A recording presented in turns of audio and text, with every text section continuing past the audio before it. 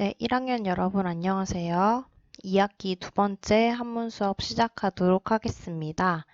이번 시간에는 지난 시간에 이어서 단어의 짜임이 어떻게 되어 있는지 알아보는 두 번째 시간입니다.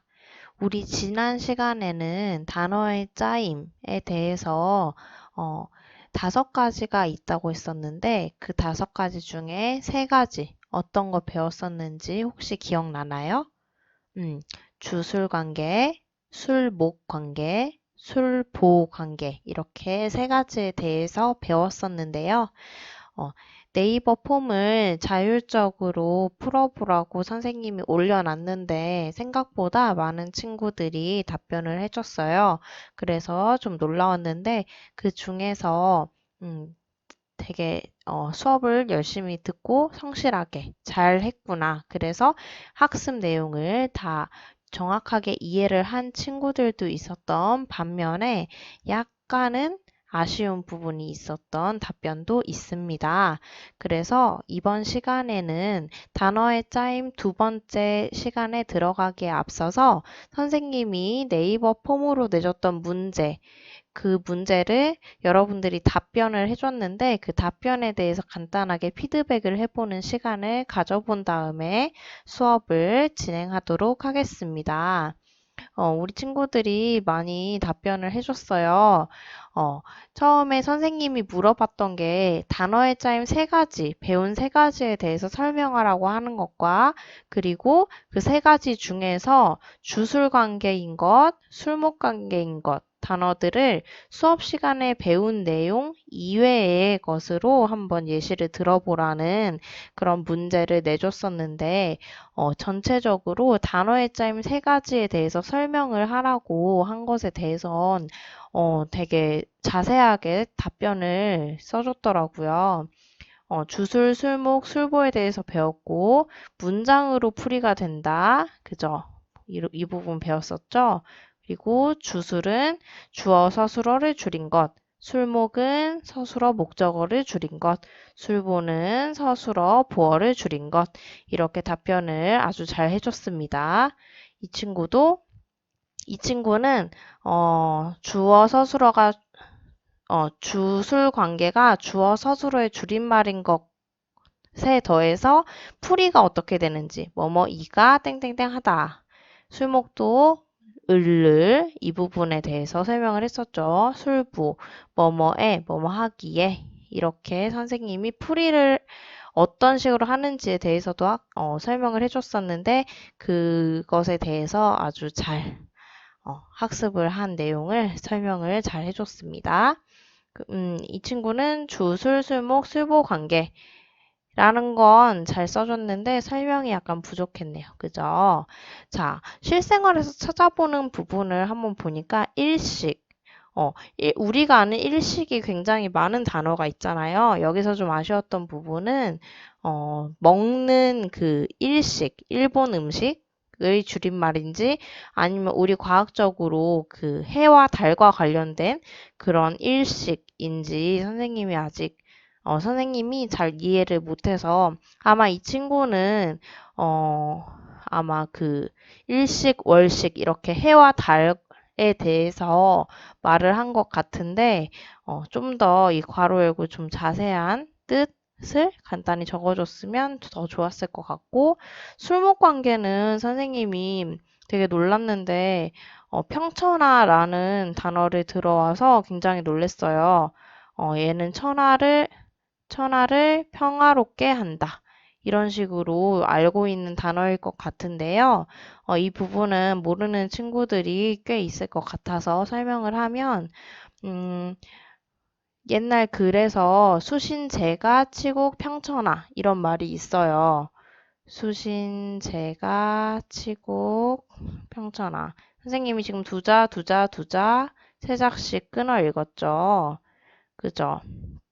무슨 뜻이냐면 몸을 닦은 다음에 집이 다스려지고 그 다음에 나라도 다스려지고 천하도 평화롭게 한다. 그러니까 결국 천하를 평화롭게 하기 위해서는 뭐 어떤 것부터 시작되어야 한다는 얘기냐면 내 몸을 수양하는 것, 내 몸을 스스로 닦는 것.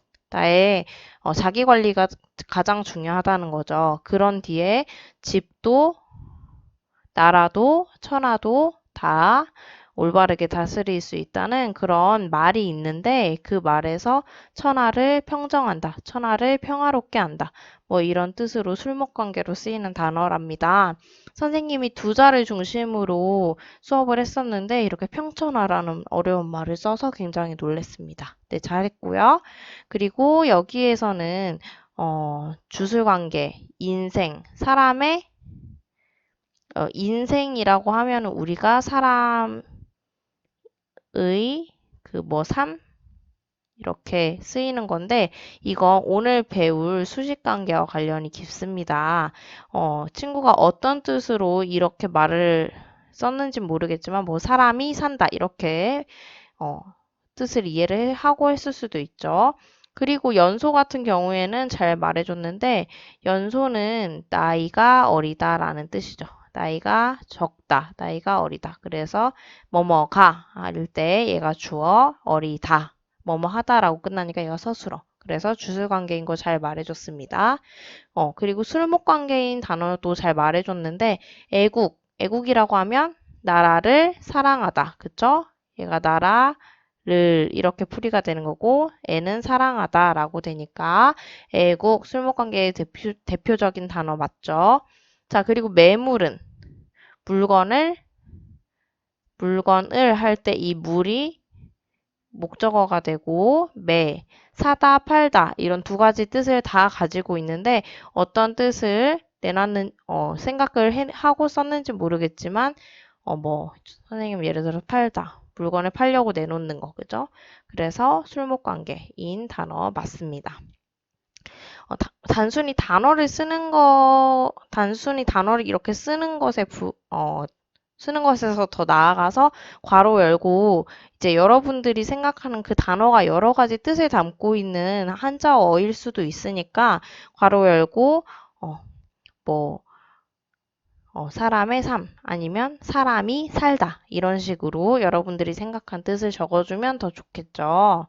자, 그리고 이 친구는 문제의 뜻을 잘 이해를 하지 못한 것 같은데 선생님이 적으라고 했던 건 단어예요, 단어. 풀이가 아니라. 풀이는 단어를 적은 다음에 보충하는 뜻으로 이렇게 더 적었으면 좋았을 텐데. 그리고 가을이 온다라고 말을 하면 어떤 단어를 말을 하고 싶은지 선생님이 잘 모르잖아요. 그죠? 단어를 적어야 합니다. 단어. 그리고 여기에서도 마찬가지로 학습지를 풀다 라는 뜻을 가진 단어를 적는 게 좋겠죠.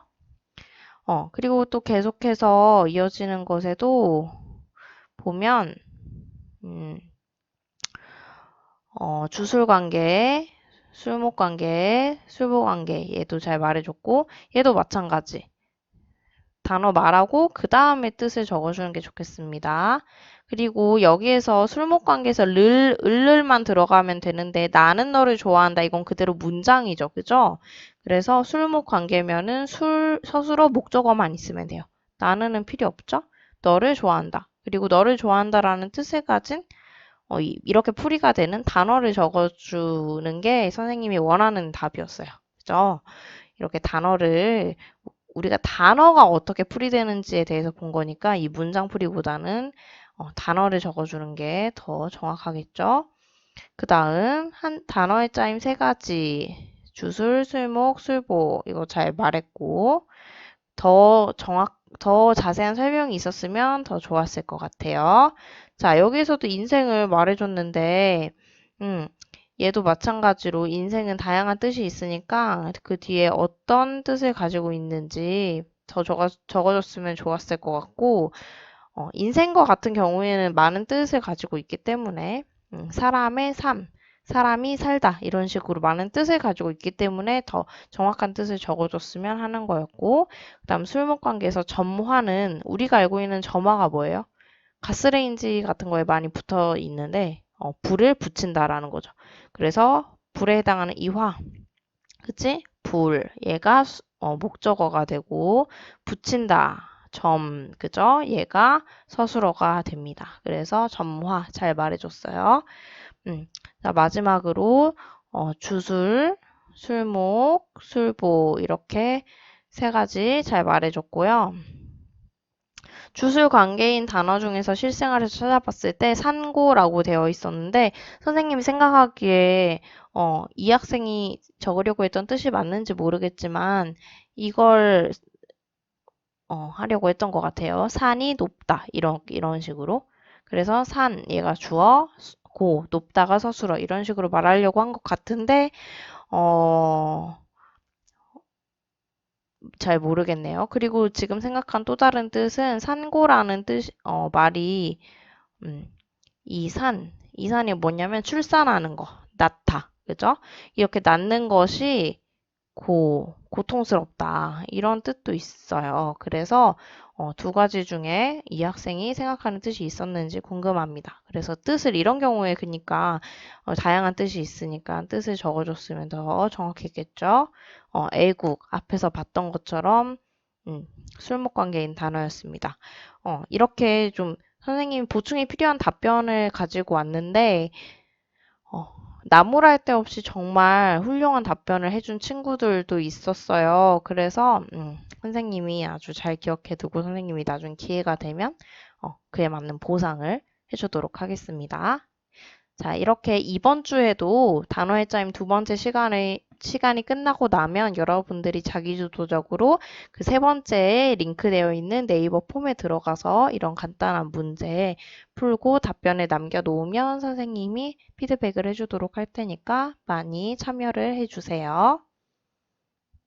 자, 그러면 본격적으로 이번 시간에는 어떤 순서로 수업이 진행될지 한번 보도록 하겠습니다. 지난 시간과 마찬가지로 먼저 첫 번째는 학습 목표에 대해서 살펴보고 두 번째 학습 목표에 따라서 우리가 오늘 배울 내용을 학습을 해보고 마지막으로 이 내용을 학습지로 다시 한번 보는 시간을 가지도록 할 텐데 지난 시간에 배웠던 단어의 짜임 5가지 중에서 3가지에 이어서 나머지 2가지를 학습하도록 하겠습니다. 그래서 그 2가지 어떤 것이 있었는지 보도록 하겠습니다. 그 2가지를 보는데 앞서서 학습 목표 오늘 3가지가 있는데 큰 소리로 읽어보도록 할게요. 시작! 단어의 짜임에 대해서 설명할 수 있다. 네, 지난 시간이랑 같은 학습 목표죠. 단어의 짜임 5가지 중에서 나머지 2가지에 대해서 살펴보도록 할 텐데 2가지가 뭐였죠?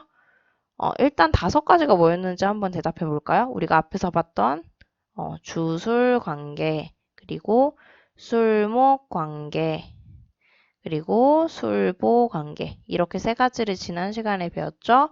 이 3가지는 그 문장 성분 4가지를 배우고 그 4가지의 조합으로 이루어진 게 이렇게 3가지라고 했습니다.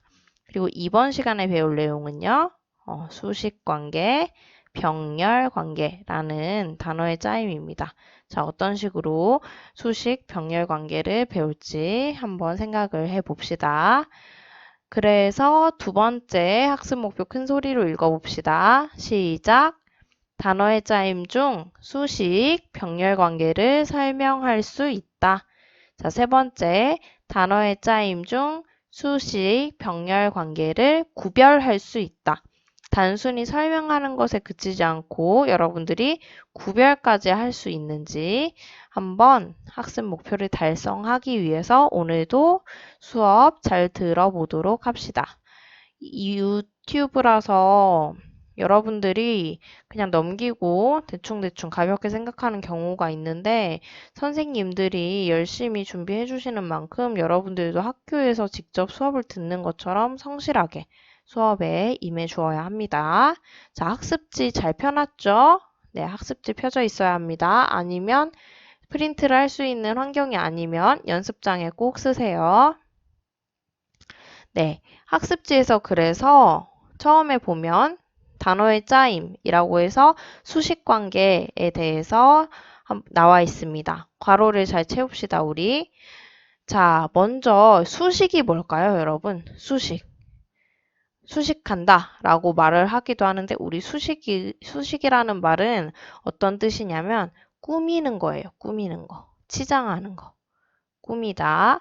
자, 그러면 말 사이에서 꾸미다 라는 것이 있다고 치면 어떤 의미 요소는 꾸며주는 애가 있을 것이고 다른 의미 요소는 그런 꾸밈을 받는 애가 있을 거예요. 그죠? 그래서 단어에 있어서의 수식 관계는 꾸며주는 말, 그리고 그 꾸밈을 받는 말이 있다는 거예요. 이 두 가지 의미 요소로 이루어져 있는 것이 수식 관계라는 겁니다. 그래서 이렇게 꾸며주는 말, 꾸밈 받는 말이 있는데 능동적으로 직접 꾸미는 행동을 하는 애는 얘는 수식어예요. 수식어. 우리가 수식어라고 합니다. 자, 그러면 반대로 꾸밈을 받는 건 뭐라고 할까요? 꾸밈을 받는 거. 그냥 수식어가 아니라 그 수식을 당하는 애라서 이런 경우에는 피수식어라고 합니다. 피수식어. 꾸며주는 말과 꾸밈 받는 말이 서로 있는데 그 꾸며주는 말은 꾸미다라는 게 아까 뭐라고 했죠? 수식이라고 했어요. 수식하다. 꾸며주는 말은 수식어라고 하고 꾸밈을 받는 날은 단순히 수식어가 아니라 꾸밈을 받는 피가 들어간다는 거. 피는 당하다라는 의미예요. 이 피는 당하다라는 뜻을 가진 의미입니다. 네. 그래서 피수식어라고 합니다. 우리 보험 같은 것에도 보면요. 계약서 내용 중에 피보험자라고 있어요. 피보험자. 계약한 사람은 부모님일 수 있어요. 그런데 그 부모님이 계약을 했다고 해서 다 부모님이 그 보험을 받는 게 아니에요.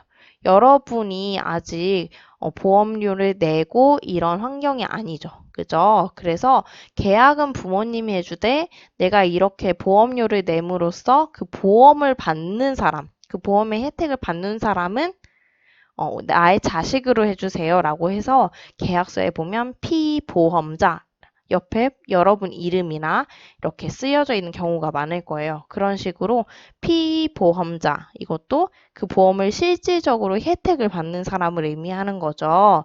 그래서 여기에서 이 피가 당하다라는 뜻이라서 수식어 앞에 피가 붙으면 꾸밈을 하는 게 아니라 꾸밈을 받는 거. 이렇게 이해를 해주면 되겠습니다.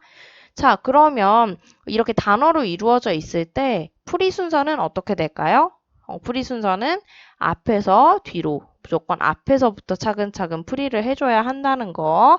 그리고 우리말로 풀이를 했을 때 어떤 식으로 풀이가 되냐. 단순히 이 B가 아니라 A 하는 B다. 이렇게 풀이가 된다는 거예요. 그러면 이 B가 뭐예요? 피수식어가 되고 A는 수식어라고 되는 거죠. 그죠? B를 수식해주는 수식어가 A가 되는 거예요. 자, 뒤에서도 A의 B. 뭐 예를 들어서 그냥 B가 아니라 A의 라는 말이 붙는 거죠. 그죠? 그래서 얘도 B를 수식해주는 말이고 자, 반대로 단어로만 풀이되는 게 아니라 뭐뭐 하다라고 해서 서술하는 형식으로 풀이가 될 수도 있어요. 그러면 비하다라고만 말할 수도 있는 것을 A 하게라고 덧붙여서 말하고 있는 거죠. 그래서 이렇게 A 하게에서 A가 뭐가 되는 거예요? 수식어. 그래서 수식어는 보통 앞에 수식어부터, 그죠? 피수식어는 보통 뒤에, 그지? 그래서 앞에 있는 수식어부터 뒤에 있는 피수식어 이 순서로 풀이를 해주면 된다는 겁니다. 그럼 예시를 볼게요. 밑에 예문을 두 가지를 적어놨는데 먼저 첫 번째 빨간 글씨로 되어 있는 부분에 볼게요. 14번째 생일을 축하해요 라고 했어요. 여러분 14살이죠 지금? 그죠? 보통 14살일 텐데 이때 14번째 생일을 축하합니다 라고 했을 때 생일에 대해서 볼게요.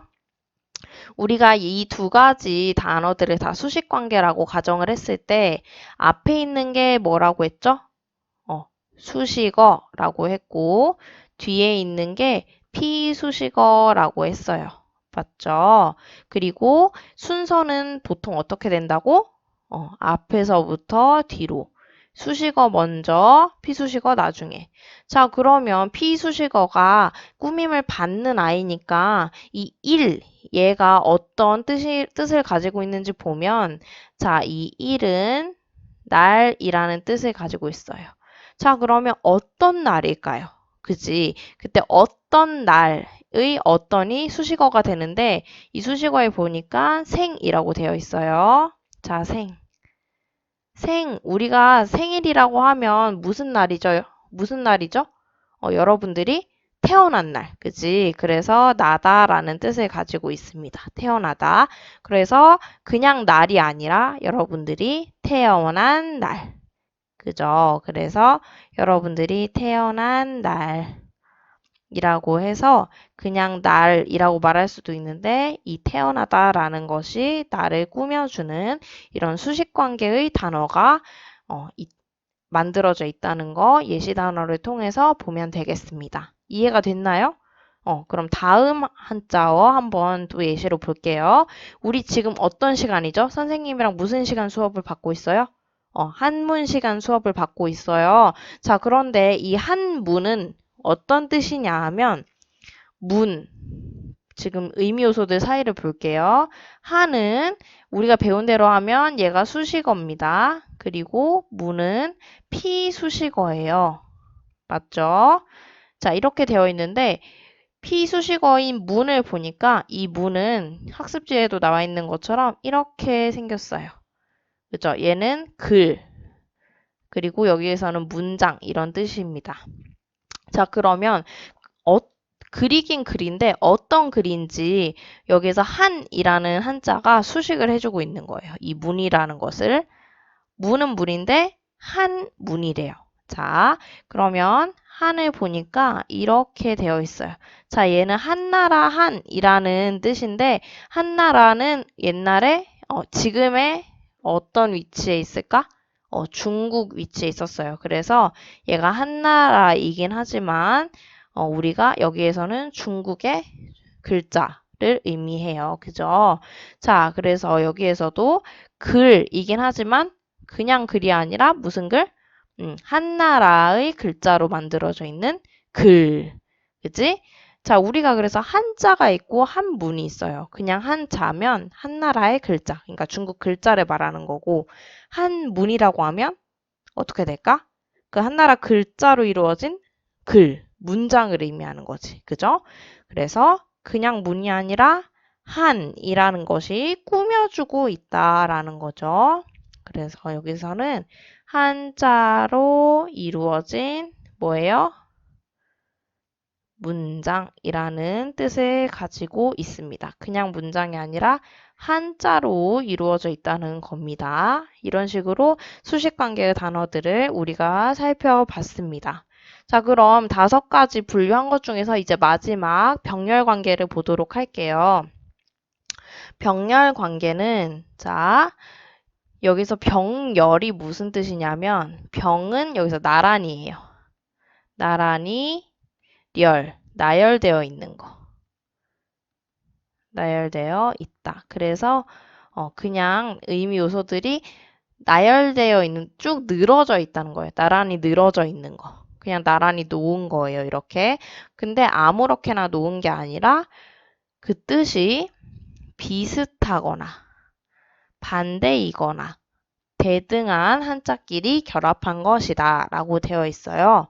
이 나열된 글자들은 서로 성격이 같은 애들끼리 나열되어 있어요.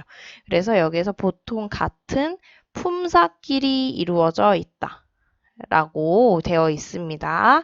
풀인 순서는 아까 수식관계에서처럼 앞에서부터 뒤로 기본적으로 풀이를 해주고 우리말로 풀이할 때는 어떻게 풀이되느냐 그대로 나열되어 있는 것이기 때문에 A와 B와 이렇게 풀이되죠. 그리고 뭐뭐 하고 뭐뭐 하다 이런 식으로 명사형으로 풀이가 되지 않을 때는 뭐뭐 하고 이런 식으로 풀이가 된다는 거 이해를 하면 되겠습니다.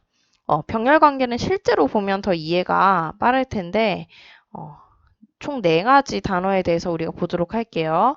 자, 먼저 첫 번째 예문. 우리는 자녀로서 부모님을 공경하고 존중할 줄 알아야 합니다. 자, 그럼 우리 쉬운 거부터 볼까요? 우리 부모 먼저 볼게요. 부모. 자, 부모 같은 경우에는 부는 뭐예요? 아버지. 아비부라고 되어 있죠? 아버지. 자, 모는 뭐예요? 어머니라는 뜻을 가지고 있죠. 자, 이런 식으로 아버지와 어머니. 이해됐나요? 한자 모양과 뜻은 서로 다르지만, 대충 비슷한 성격을 가지고 있죠. 그치? 그래서 품사는 같아. 아버지, 어머니 이렇게 명사로 같고, 자, 그런데 여기에서 아버지, 모, 어머니 서로 비슷한 뜻이에요? 반대되는 뜻이에요? 아버지, 어머니는 서로 반대되는 뜻이지, 그치? 그래서 이 경우에는 반대되는 거, 그치? 반대되는 걸로 여러분들이 이해를 하면 되겠어요. 이런 식으로 두 한자의 성격이 비슷하죠? 이렇게 아버지와 어머니 이런 식으로 풀이가 되니까 얘는 병렬 관계예요. 아버지와 어머니를 그대로 이렇게 나열시켜 놓은 거지. 자, 그 다음 자녀. 자녀라고 하면은 뭘까? 우리는 자녀로서 부모님을 공경한댔으니까 이 자녀는 자식들을 의미하는 거겠죠. 자식들. 그러면 자식들에서 자는 뭘까? 성별이 아들, 남자, 그치? 그리고 녀는 뭐라고 해? 딸이지, 딸. 녀는. 그래서 아들과 딸도 사실 성별로는 반대되지만 아들과 딸 이런 식으로 나열을 그대로 시켜서 비슷한 것끼리 모아놓은 거예요.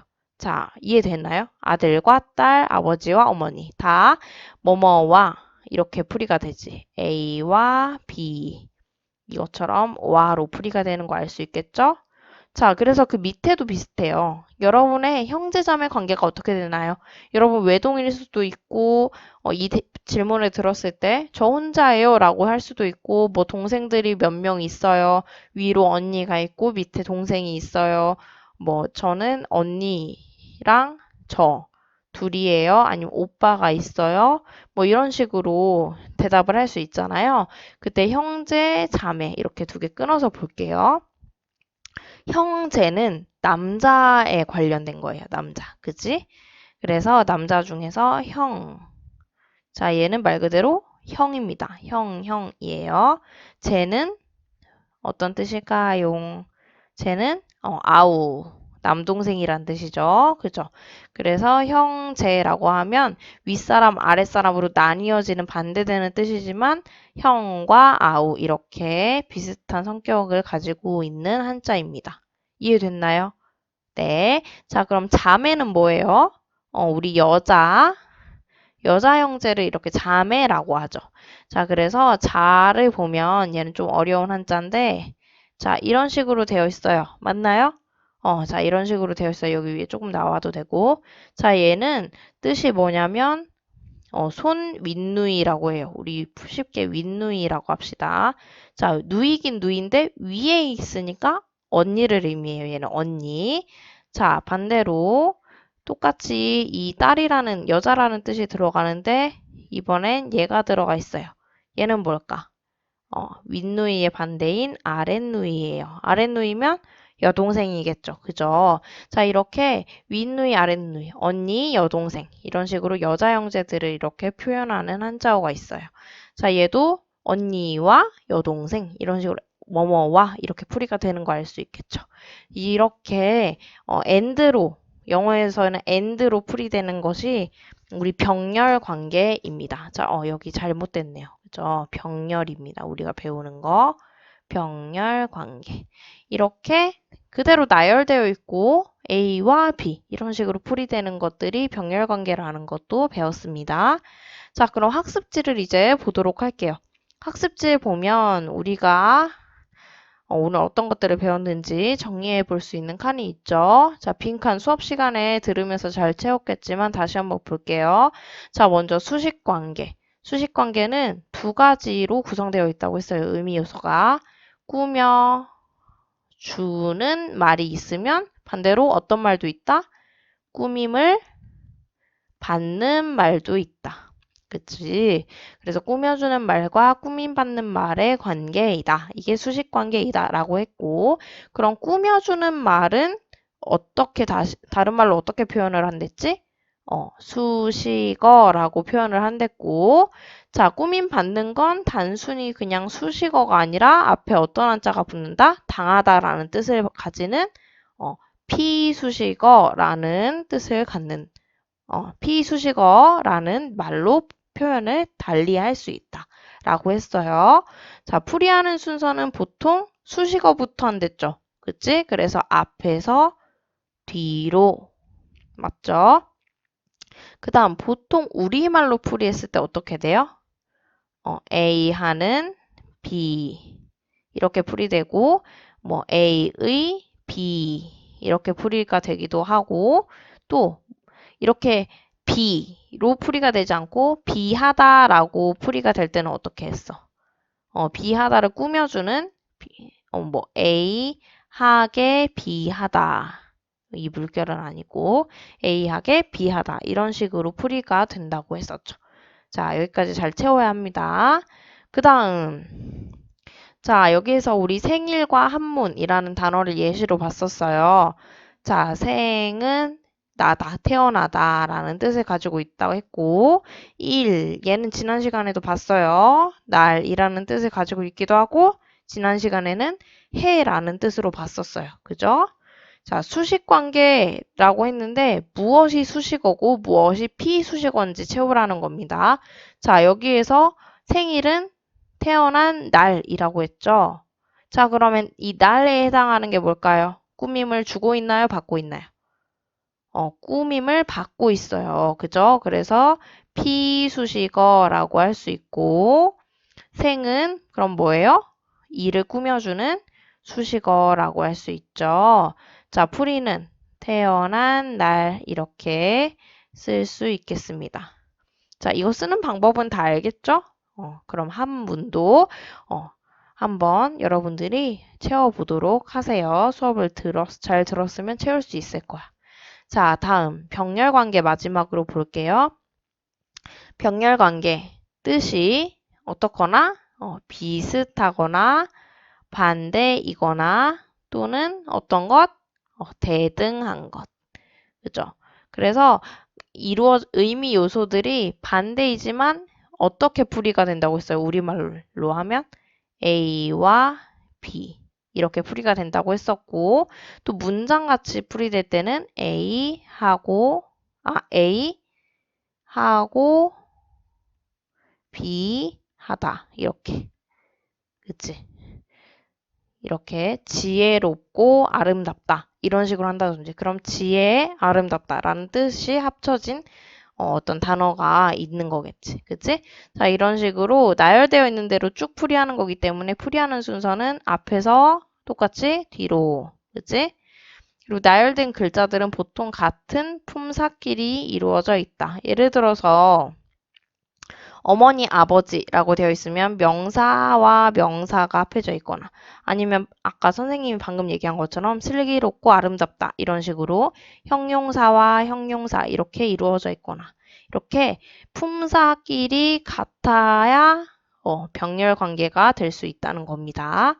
자, 그럼 우리 살펴봤던 게 자녀, 부모님에서 부모였죠. 이렇게 아들, 딸, 그리고 아들 딸, 아들과 딸 이런 식으로 풀이가 바로 나열되는 식으로 된다고 했었고 다음 아버지와 어머니 이렇게 뭐뭐와로 풀이가 된다고 했어요. 뭐뭐와 뭐뭐 이렇게 그죠? 여기 이 부분은 풀이만 여러분들이 잘 채워서 쭉 써주면 되겠습니다. 그 다음 두 번째, 형제자매 관계가 어떻게 되나요? 라고 했을 때 얘도 형과 아우라고 했었죠? 그리고 윗누이, 아랫누이라는 뜻을 가지고 있었는데 윗누이는 뭐였어요? 언니, 아랫누이는 여동생 이렇게 되어 있다고 했었죠. 그래서 얘도 언니와 여동생 이런 식으로 풀이가 된다고 했었습니다.